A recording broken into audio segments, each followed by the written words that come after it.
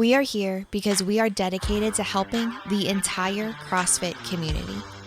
Determined to elevate coaches, box owners, athletes, and everything in between, we believe that this mission will begin right here, right now.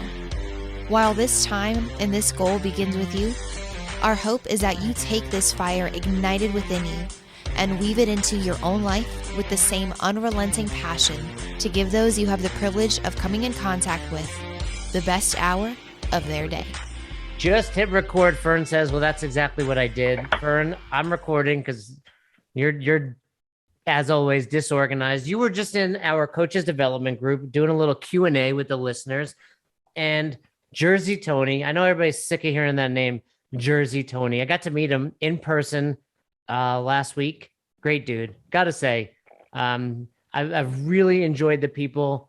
It's so cool that I've met so many people virtually, and when you get to meet them in person, that they're just awesome human beings. And one of the questions he asked was, what movement or movements do we still struggle with coaching? And I gave my answer and you gave yours, but let's talk a little bit about it. So Fern, you're a veteran coach. I mean, level 3, not to be confused with the very prestigious and level 4.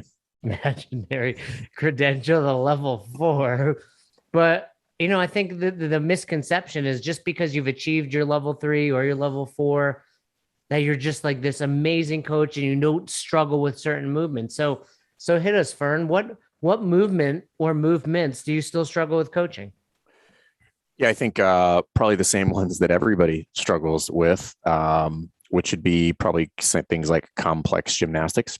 And kind of the way I phrased it was the ones that I find to be challenging, for at least for the reasons that I find them to be challenging, are what I would say fall in the have and have nots category. Yeah, I either have that skill or I don't. Right. So I wouldn't classify the snatch as the have and have not, because I can do a dumbbell snatch. I can do a PVC pipe snatch. I can do the movement absent of load.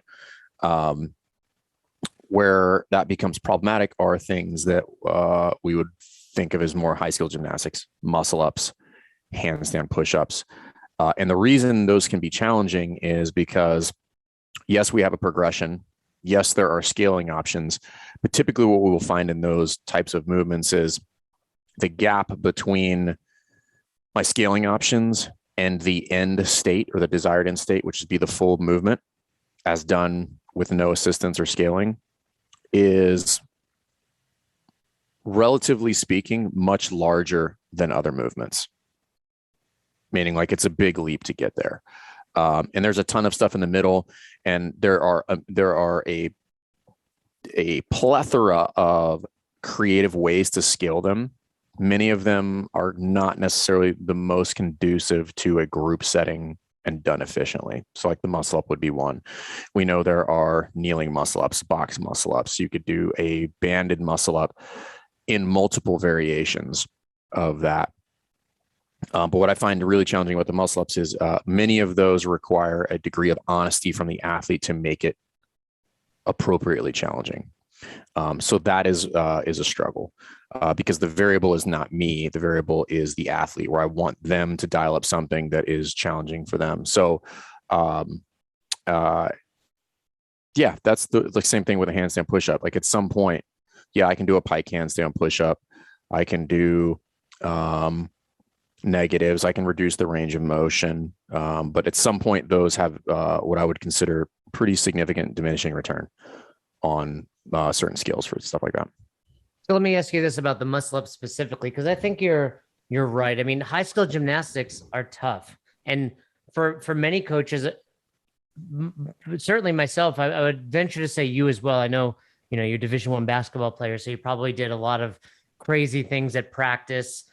Katie, did I tell you how we met a Division I basketball player? Did I tell you about that?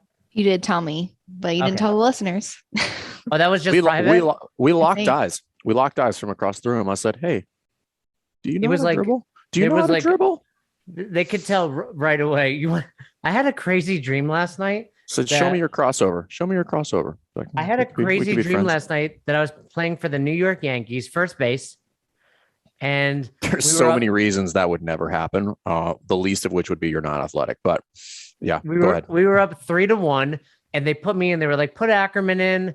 We're up by 2, and I blew it. I blew the lead, and I woke up like upset. Like that. I was like, I don't even know why. Was there I a had that ground dream. ball coming down the first base line that was an easy play that you just let go right underneath, and then they scored 2 runs from It second and wasn't third? Bill Buckner. No, it wasn't Bill Buckner. But you're right. It was a ground ball, and I remember as it was coming at me, I was like, "This thing is coming at me fast," and it didn't go through my legs, but I bobbled do it. many ground balls. Yeah.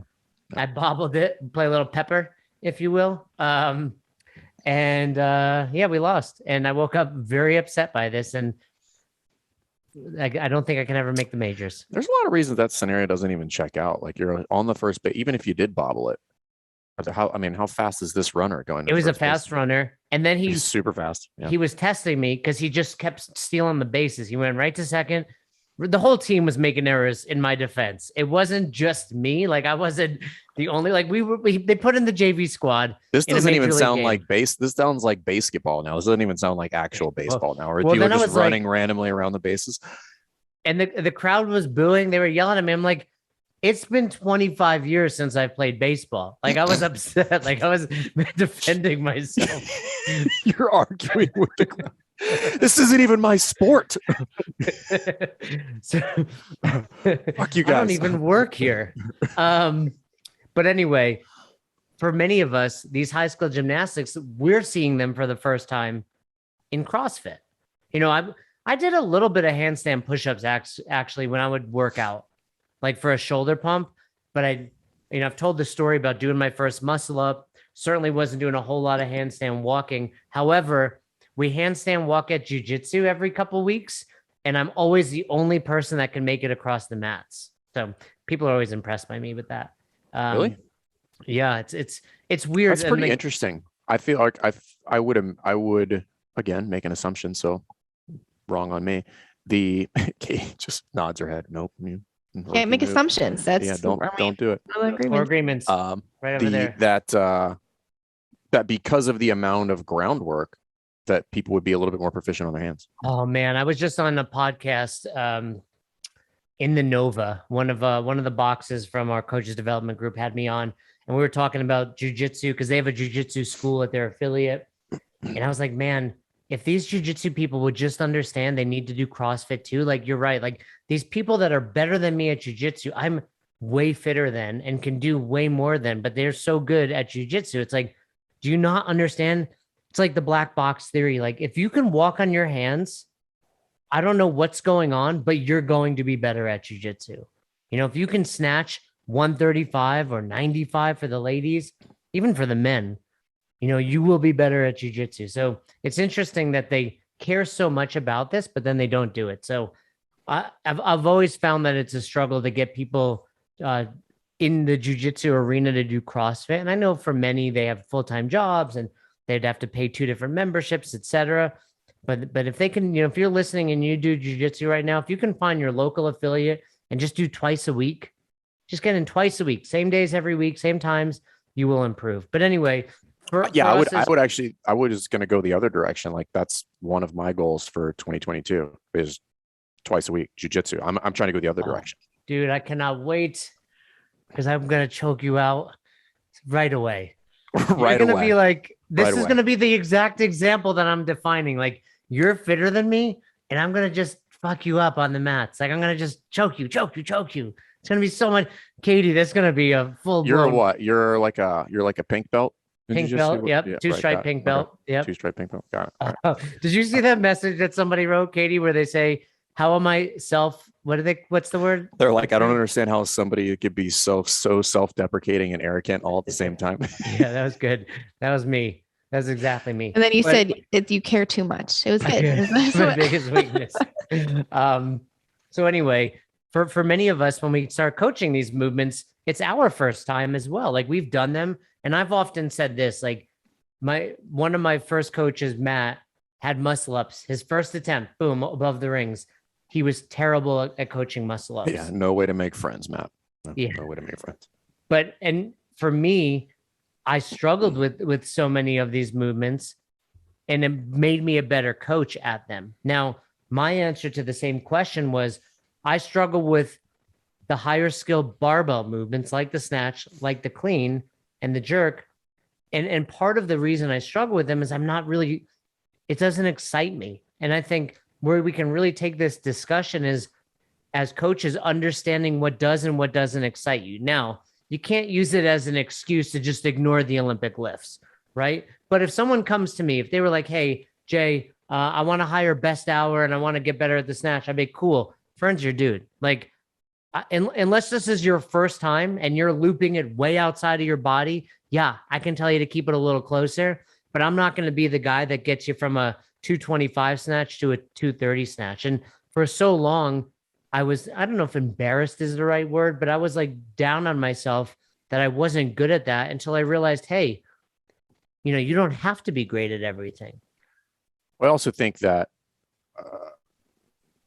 as coaches, we should recognize where a certain level of expertise would be more beneficial, right? So understanding like where my swim lane ends and where somebody else's begins, where we're talking about coach to physician, coach to PT, coach to specialist, whatever it might be. So we could use the 225 to 230 analogy.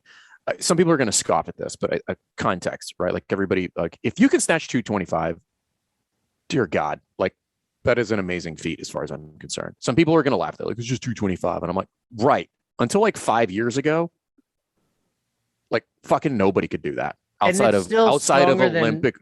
Outside of Olympic weightlifters. And if you snatch 225, I know a lot of your mobility, your power output, and your absolute strength.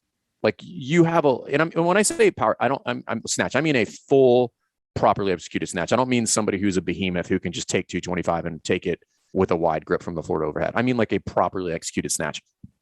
I know a lot about a lot of things with regard to your strength, flexibility, and that is an incredible feat to be able to snatch 225. Is it world class?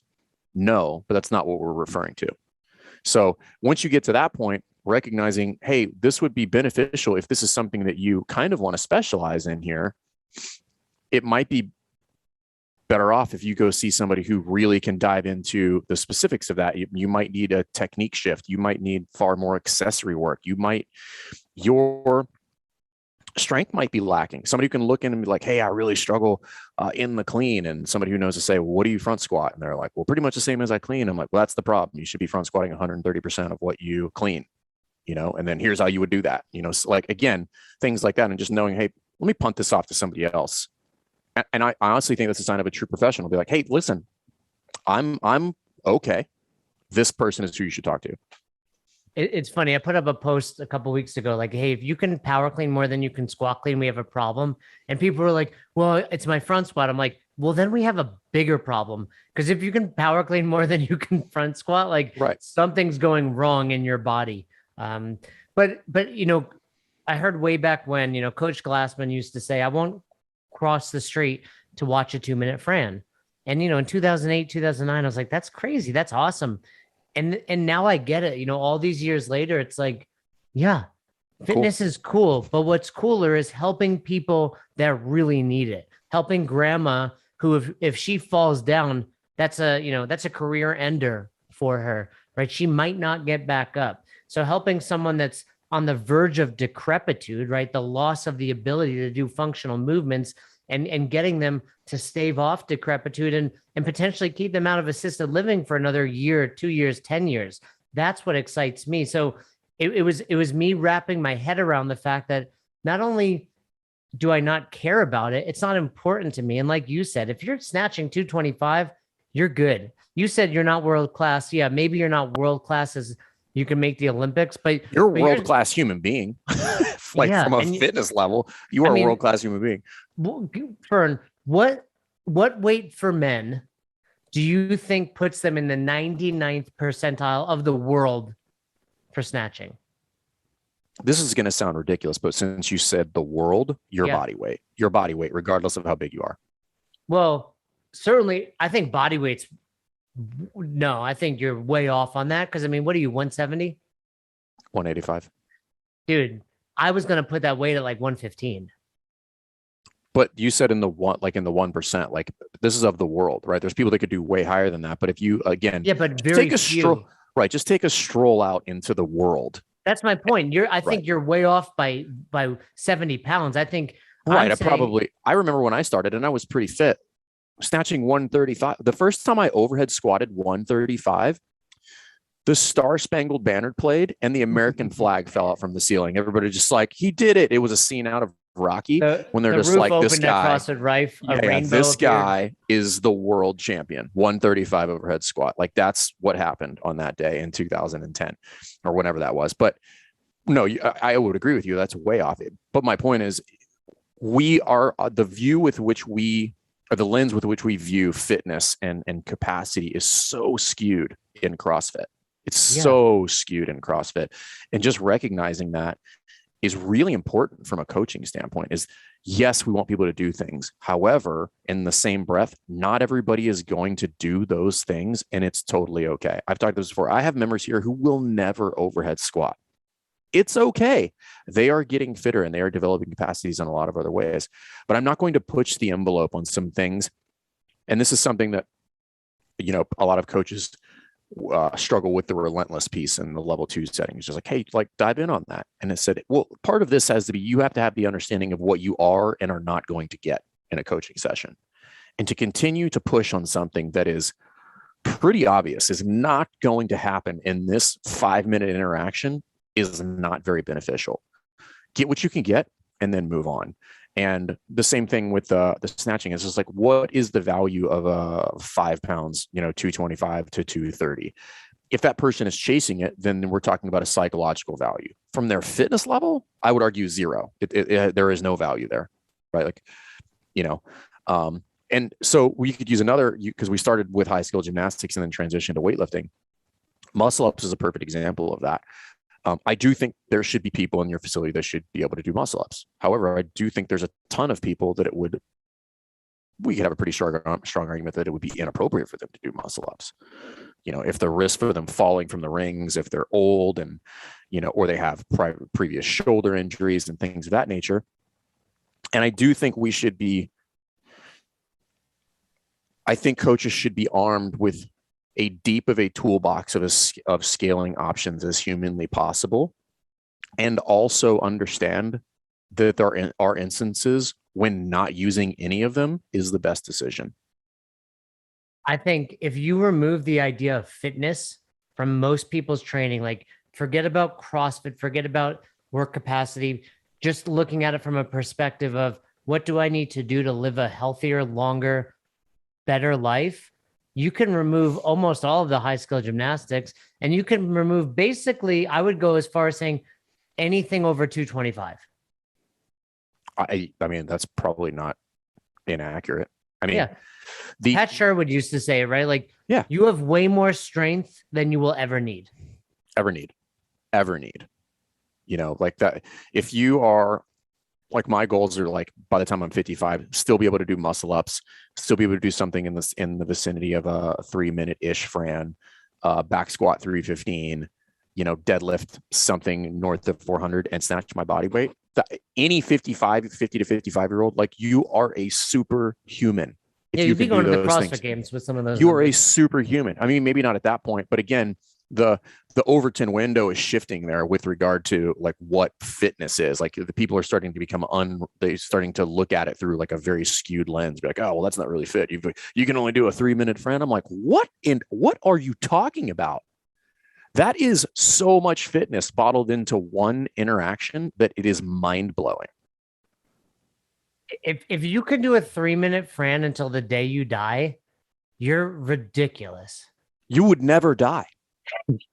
Live forever. You would literally live forever. Imagine that scenario. That'd be a movie, right? Like, the scenario is you can stay alive. Did you die? But you have to keep a 3-minute Fran. Done. Sign me up. And I'd be like, we already dread doing Fran. Imagine if well, if you that's what you had to do to continue living. Yeah, you drop dead. Every year when your birthday comes up, it's like, do or die time. You wanna keep going or what? But imagine, like, that's what it would take, because the world needs that. They just don't understand it. That's Right. just a way of being like, no, black and white, right? What the world is doing is getting less fit and less healthy every single day. But if you could do a 3-minute Fran till the day you die, what we're really saying is you probably eat right. You probably exercise enough because you have to be able to do 45 pull-ups. You have to be able to squat your ass below parallel, have a nice lockout overhead. That's a movie, Katie. Write that down. Start a new chapter in my book, movie ideas. Yeah. Got it. Book of Jay. Yeah. And again, it's not about the 3 minutes, Fran. It's about the things that you would need to be doing in order to achieve a 3-minute Fran. Right. Like it has nothing to do with Fran. Like that's just the metric. But if you're not doing any of those things, guess what? I know for sure you can't do a 3-minute Fran. Like it's not happening. Don't poke holes in the plot of my movie right now, Fern. Oh, sorry. That was a conclusion, everybody. Yeah. The conclusion is everybody dies at some point, no matter what you do. Yeah, because you can't hold a 3-minute Fran. But one man's journey to influencing. No, but let's go back to the muscle up, right? So to answer the question more specifically. So I used to get stuck here, and then because I struggled with the ability to say it's really cool to get off of this idea that we have to have a muscle up transition, right? So it's muscle up, like we have to do it, right? So yes, I think you should take people through a progression. Maybe start with the kneeling muscle up, work from a box. You should do, again, there's multiple very creative versions of a banded muscle up, seated in the rubber band, having the rings attached to the rubber band where they maybe sit on an elevated surface so they can go through full range of motion on the press out. All of those can be really effective. A jumping muscle up, something like that.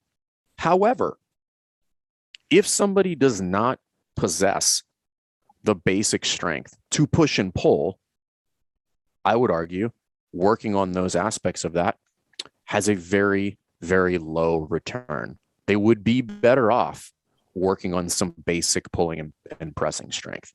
Like Jomo, years ago, we were talking about something. He was like, he's the master of the obvious, which nobody else finds to be obvious.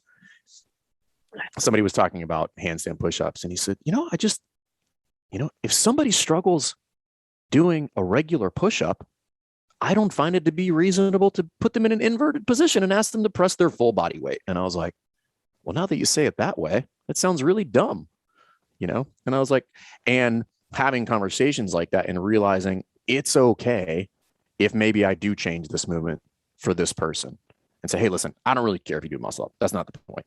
Let's work on some upper body pulling strength. And it's like, well, is it frontal plane or sagittal plane? I'm like, who gives a shit? Pick one. Like it's probably beneficial either way. If they lack that much strength, now we're splitting hairs over something that doesn't matter. It's just like pull so that they can pull themselves up from a seated position if they needed to, and think of it in a much more basic context. And if you go back to look at I guess they're a couple years old, but when they were doing when Michelle Moots was running the classes at home office I were supposed to go to that. We were supposed to go, and it got canceled right before. But that's a very, very unique lens, and like you have to bring everything that we know and almost throw it out the window because it's so, in air quotes, watered down. And I have to look at this through the lens almost purely of functionality. If we think about like all the things that we would evaluate workouts by, so priority, reps, time, movement, all that stuff. And everybody leaves out function, right? And if you were to just switch over and be like, what's the function here? Is it pushing? Is it pulling? Is it shoulder mediated? Is it hip mediated? What plane are we moving in? Like how, just water it down to that, and you will find something that is appropriate for them, because remember, intensity is relative. And at some point, that's the conversation that relative becomes, like, what is the function of this thing? Is it pressing, pulling, upper body, lower body? Well, how does this work? And then dial up whatever's appropriate for them there. And I know this wasn't the topic at hand, and Katie's probably getting very upset with us, but I feel like this is the topic at hand, is it not? Yeah, I think it's the topic at hand. I don't know why you assumed that I was getting upset. That's always circle back to the 4 agreements. I assumed it because of the face you were making at me, but it's just her general disappointment in you all the time. This is what it is. We had an IG live last night, and one of the things I said is, like, for the coaches out there, like you can't forget the impact and value you have on the world. And I think this is a big part of it. We get so lost in the minutia and so lost in fitness and muscle ups. And it's like, it's such a small, I mean, it's the tippy top of the pyramid sport, right?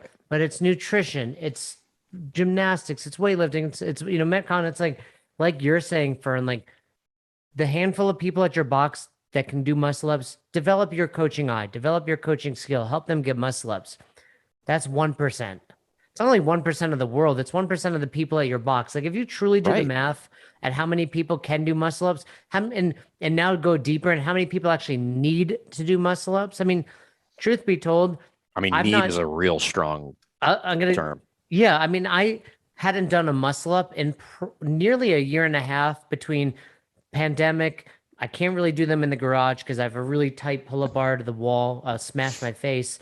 And then I did a little fun competition and I got 15 muscle ups. That's a year and a no. I think so. It was a longer workout, but I did all the pull-ups and all the muscle ups. And my partner did all the heavy lifting. Shout out to Chuck Rock. But I mean, the point is, I literally hadn't done any. I had done 40 unbroken pull-ups. I think I did 30 chest to bar, and then I still got 15 bar muscle ups in the same workout. So you don't need to necessarily be doing them. The risk. Hey, can you cut that out right there, Katie? Where you just said that? I was talking to Katie. Oh, I was talking to somebody else. Yeah. But the point is, you don't need to do it to stay good at it. And you probably, if I never do another muscle up in my life, I'm still going to be okay. I'll give you a personal example. So for the record, that was a personal example. Yeah, but nobody cares about your personal examples. The just going back to the basics and again, functionality. Which one's more functional? Let's be very candid here. Muscle up or push up? A push up. Right. So how many people do you think if we turned on the camera right now and I'm like, show me 50 push-ups? Very few. Right. Very few. So for the past month, I get up every single morning. I know. We know. You've been doing 50 push-ups. We know this. Right. Well, but here's the point. I'm not doing 50 push-ups unbroken. That's my point. I started with just doing 25 and 25. And I could do it. But the point is, it's going to take me a long time to rip out 50 good-looking push-ups. And we could agree, yes, I'm definitely not going to the CrossFit Games, but I'm not unfit, right? And we would look at 50 push-ups and be like, just 50 push-ups. I'm like, right. The number of people that cannot do that in your facility is probably close to high 99%. Yeah. And, and those that can, I want to see it because most likely it looks like shit. Yeah. They're snaking or they're doing something. I'm going to push back. I bet you could do 50 right now. I believe that. They would deteriorate around 35 Katie, to 40. Do we want to end this episode by seeing this? Another challenge, or we could do another challenge. Fern does 50 Okay, I'm gonna go right here and do it. Watch me over here. You guys give me feedback. No, listen, we will. I'm gonna do 50. No, we'll just do it. We'll just do it. Just make a video of it. You're super excited about this, which I'm very happy. Because I've been getting really good at push-ups. I think I could do it. Well, you also weigh 4 pounds. It's cheating. But my point is that is a real example of, even with somebody who's got a decent amount of training time, and we could use both of ourselves as example, but still doing push-ups has tremendous value because there shows a glaring. What was the article? Coach wrote an article on this years ago about push-ups, and it was something like, it was the perfect push. I forget how many it was. Yeah. It was like 50, or it might have been 50, but it was Googling. It might have been 50 or something like that. But it might have been. But okay. Go ahead. Sorry. But that's the point is, again, just like coaching, just like box ownership, just like training, we all tend to skip right past the basics. I think the article was actually called something about the basics. Probably. But that's the point, which is, is just because I want to wrap this up. You don't have to have that person do that scale. Like you can water those down, and I use the water. It's not scale it, or what was the new term? What was the new terminology we were using? Modifying, adapting. No, I No, forget what it was. I have to look it up. I Anyway, can remember. Yeah. yeah, it doesn't matter. But the point is, scale. You can scale it, and scaling can just be preserving the function of it. You don't have to come up with a super sexy scaling option. Something that's challenging. If they struggle doing 10 to 15 push-ups, guess what? That is appropriate scale for something like a muscle up potentially, if that is what they need. Okay, we got to go. Katie's going to post that link to the show notes, but I'm throwing this out there. The 50 push-up challenge by best hour of their day. Anyone that can do 50 push-ups, Unbroken. Vern and I, unbroken, yes. You can rest at the top of your plank. You can't do a downward dog. So you can rest no different than holding a barbell on your shoulders in a 20 rep set, but you Hips can't. and shoulders have to move together. Thighs and chest have to touch the floor. Well, no, what I was going to say is you and I are the last call on it. So we get to judge it. Okay. But if someone posts it, unlimited amount of winners, they get a free copy of Best Hour of Hugs. their day. Hugs. And a hug from Fern. But post it. I'm going to do it as well. So Fern's going to give it a shot. We're going to give it a shot. If you don't make 50, still post it. Show us your max rep set. So tag us, Best Hour of their day. Katie's going to drop that link. I think she probably already found it. What is it called, Katie? It's just called the push-up. The by Greg push-up. Glassman. There you go. There you go. that proves our point. Simplicity, everybody. Show's over. So you never miss an episode of the podcast, subscribe to our YouTube channel and on all major podcasting platforms at Best Hour of Their Day. Thank you so much for tuning in and for being a part of the best hour of our day. See you next time.